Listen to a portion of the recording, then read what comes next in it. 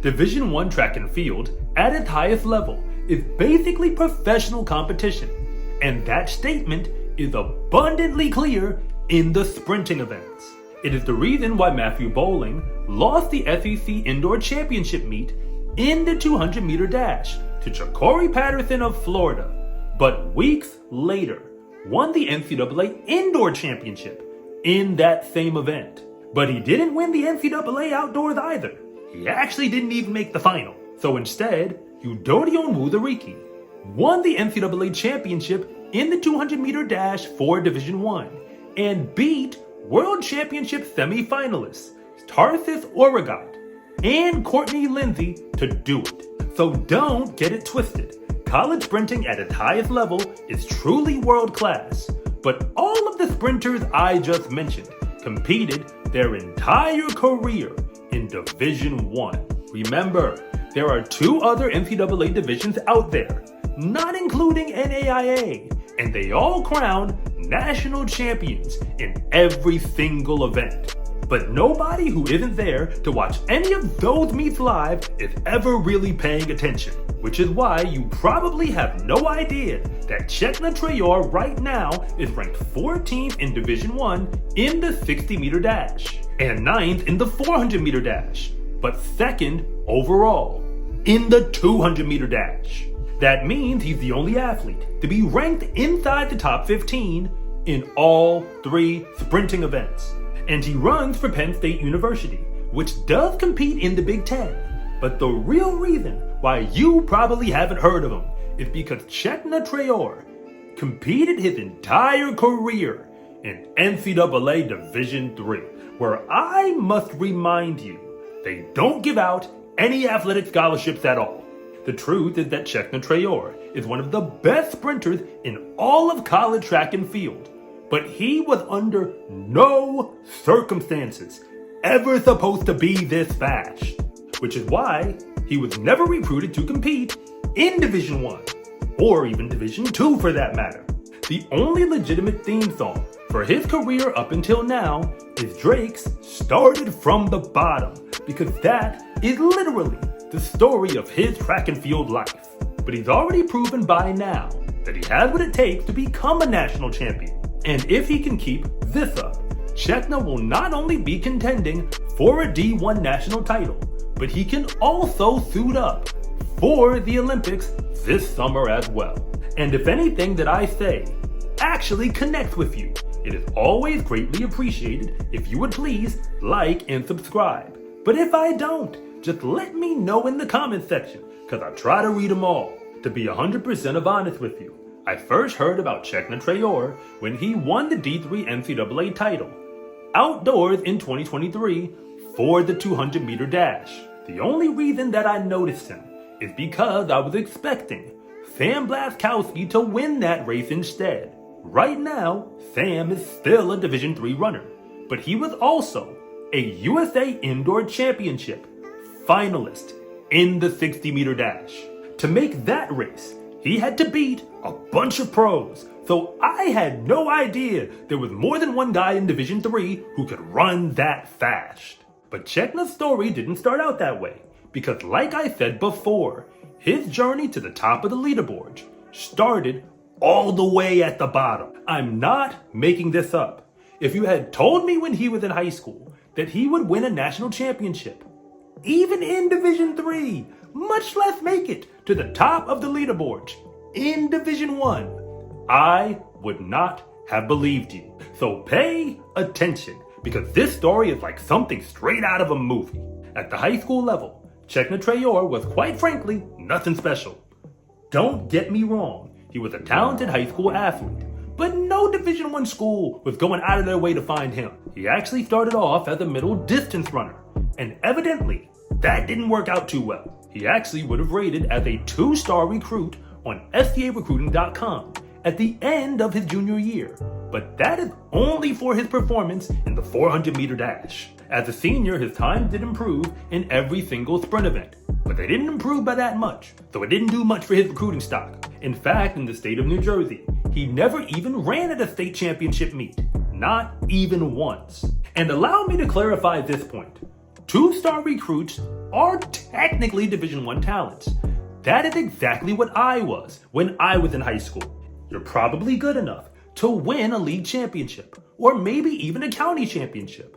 But you're probably not leaving any state championship meets with a medal, and that's even if you get there. And that meet is where the bigger name schools in Division I start even considering athletes to add to their recruiting boards. And remember, they're focused on the athletes way out in front. If you are 2-star level, there are some Division I schools that might recruit you seriously, but they are normally in smaller conferences and don't give out a lot of scholarship money anyway. These are the schools with names you've likely never seen on a national television screen, at least not unless they are playing a basketball game, maybe in the non-conference, against a big-time opponent, like the Duke Blue Devils, and they're probably losing by 30 or 40 points, and it might even be by halftime. 2-star recruits can get into Division I, but it's almost never going to happen by waiting for a college coach to come and approach you. You would have to reach out first to the right school and let them know that you are interested. For this reason, Cheickna Traore ended up at Ramapo College in Division III. They're actually a public college in the state of New Jersey, but that's about all I can tell you about them. They don't win national championships or even conference championships in Division III.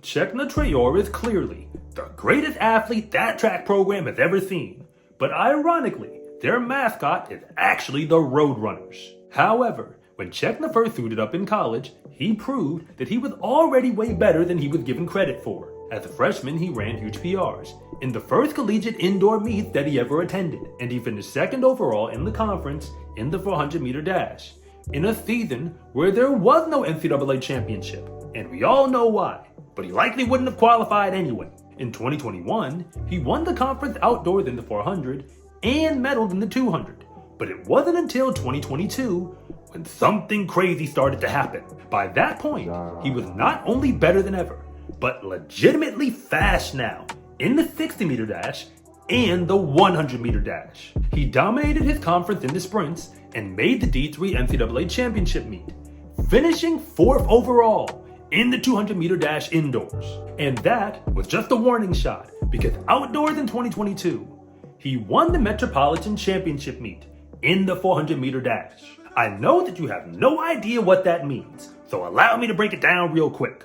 That is an independent championship meet that's run by 14 Division I programs, plus Ramapo. They're the only non-D1 program in there, and he won the entire event. By now you can see where this movie is headed. He continued to destroy his conference and finished second overall in the 200 and the 400-meter dashes outdoors for Division III. He was now a sub-21 second 200-meter runner for the same man who never broke 23 in high school.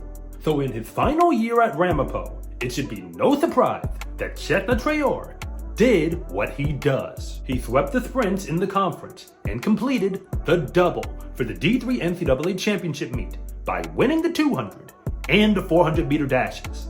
He also could have done damage in the 60, but he would have had to beat Sam Blaskowski to come out with the victory.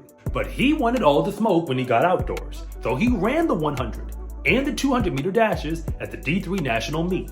He ended up losing the 100 to Sam Blaskowski, but he went on to the USA outdoor meet in the 100, so you gotta give him a pass on that. And of course, he won the 200-meter dash in a Division III record time of 20.25 seconds in that event. All of that brings us to what just happened, because Cheickna Traore came back to college, but this time in Division I, and he competes for Penn State University, where they do have track and field scholarships, and I'm pretty sure they gave him one of them. And that is why they are clearly not surprised at anything he's doing in their uniform. In only the second indoor meet of the season, Cheickna Traore faced off against Cameron Miller of Purdue University. And I have to point out that he's no stranger to the transfer portal. He started off at Florida, then moved on to Louisville, and now he's at Purdue. But if you paid very close attention, in 2023, he was in the outdoor 200-meter dash final, competing for Louisville. He actually finished 8th in that race, and Cameron won their first face-off as members of Big Ten programs. by 0.02 of a second. That makes him the collegiate leader. But it also makes Cheickna Traore second in the nation at this time. I don't know what will happen to Cheickna Traore this season, but I do know it will be his last one in a college uniform. But he's already proven all of the doubters wrong, including me. Cheickna Traore was a 2-star recruit in high school, but that was a very long time ago, and he has proven that rankings don't mean anything after the gun goes off in college, regardless of what division you do it in. And he's not only won Division III national championships, but he's also beaten a lot of D1 runners along the way. And now he's officially arrived at college track and field's highest level in one of its best conferences, with a chance to do the unthinkable. I don't know about you, but this movie is just getting good because Cheickna Traore was never supposed to be this fast. And because all of the schools in Division I apparently agree with me. He might even have some student loan debt to prove it. But he's also gotten way better than anyone could have ever dreamed of. He might not be the national leader right now, but he's also so close he can taste it. And if he pulls this off, then Cameron Miller and every other sprinter in Division I will have to admit that they lost to a Division III runner who nobody ever wanted in the first place. SCA track and field gear is here. Fast is a lifestyle, and what you wear should reflect that. Order yours at scarecruiting.com/shop or use the link in the description below. It's a huge support to me and this channel, so I can continue to make you more content like this. And remember, it's always greatly appreciated if you would please like and subscribe.